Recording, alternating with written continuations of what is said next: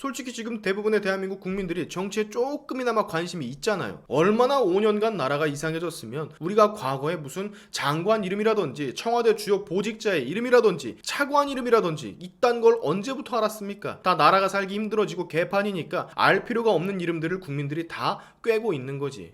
자, 재밌는 소식을 들고 왔습니다. 여러분, 오늘 영상은 짧고 간략하게 전해드릴게요. 현재 깜빵에 들어가 있는 대장동 사건의 핵심 인물 김만배 그리고 남욱이 있죠. 수개월째 수사 중인데 이유는 뭔지 모르겠지만 이렇다 할 진전이 보이질 않고 있습니다. 몇몇의 핵심적 증언이 나왔음에도 불구하고 수사가 제자리 걸음인 것을 인지한 모양인지 이거 김만배와 남욱이 반기를 들기 시작하는 것 같습니다. 수사팀, 즉 현 여권에서 꾸린 검찰 수사팀에게 더 이상 협조를 하지 않는 듯한 모양새를 취하고 있다고 합니다. 즉 진술 거부죠. 이들도 이재명이 낙선을 하고 윤석열이 당선된 것을 알고 있으니 당연히 그럴 수밖에 없었던 걸까요? 제가 언젠가 한번 실시간 스트리밍 때 이런 비슷한 뇌피셜을 말씀드린 적이 있었는데 김만배와 남욱의 입장에선 이재명이 반드시 대통령이 되어야 본인들의 탈출구가 조금이라도 보였을 텐데 대장동이라고 하면 치를 떠는 반드시 대형 비리, 배임과도 같은 사건의 진실을 파헤치겠다 다짐을 하고 있는 윤석열이 당선이 됐으니 예상컨대 이들의 가슴은 윤석열 당선되자마자 아마 철렁 내려앉았을 거예요. 소위 말해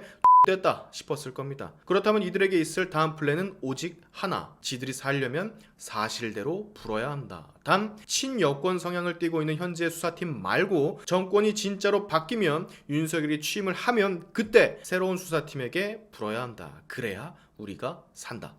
제 뇌피셜은 이렇습니다. 대통령 당선이 확실시된 9일 이후로 대장동 몸통이 누구인지, 누가 설계하고 누가 인가하고 승인하고 조정을 해서 만든 사업인지 극명한 사실이 이미 나왔음에도 불구하고 그 몸통을 숨겨주는 것에 목적이 있는 수사에는 더 이상 협조할 필요가 없다고 김만배와 남욱은 생각하는 것 같습니다. 왜? 간단해요. 이분들이 자칫하면 독박을 쓸 수 있기 때문이죠. 붙잡힌 건 본인들 뿐이기에 이거 잘못하다가는 우리가 다 뒤집어 쓰겠는데? 우리만 쓰레기 되겠는데? 라는 생각을 분명히 하고 있을 겁니다.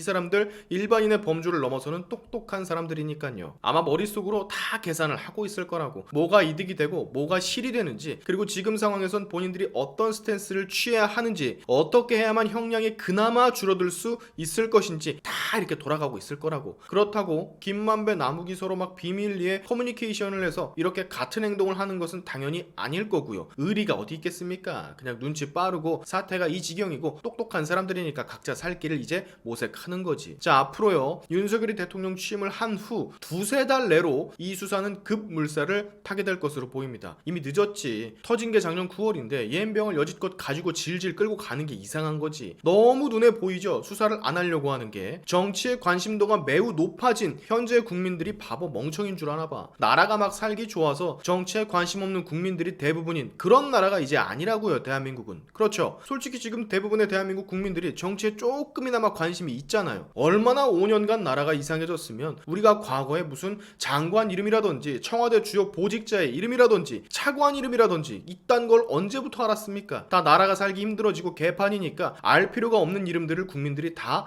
꿰고 있는 거지. 자, 마무리하겠습니다. 대장동의 핵심 멤버 김만배와 남욱, 대장동 몸통이자 설계자인 그분과 거리를 두려는 움직임을 보이고 있습니다. 9천억 원에 가까운 그 돈 어떻게 나눠 처먹었는지, 그런 설계와 그림이 어떻게 나오게 됐는지 계좌 추적해가지고 밝히면 간단하게 사실 끝나는 일인데 그렇게 하지 않고 수사를 하는 척만 하니까 이 사람들이 바보도 아니고 협조를 하겠습니까? 진술을 하면 뭐해. 결정적 진술을 해도 허공의 메아리로 흩어지는데 처음부터 이거는 다시 수사를 해야 됩니다. 언제부터? 윤석열이 취임하고 나서부터. 그때야 비로소 우리 팝콘 들고 즐겁게 지켜봅시다. 몸통과 그 몸통의 아이들이 어떻게 이런 대형 배임을 시전했는지를. 오늘의 시아유튜브 여기까지 하겠습니다. 여러분의 영상 공유는 세상을 밝히는 힘이 되니까 꼭 공유 부탁드리면서 다음에 봅시다.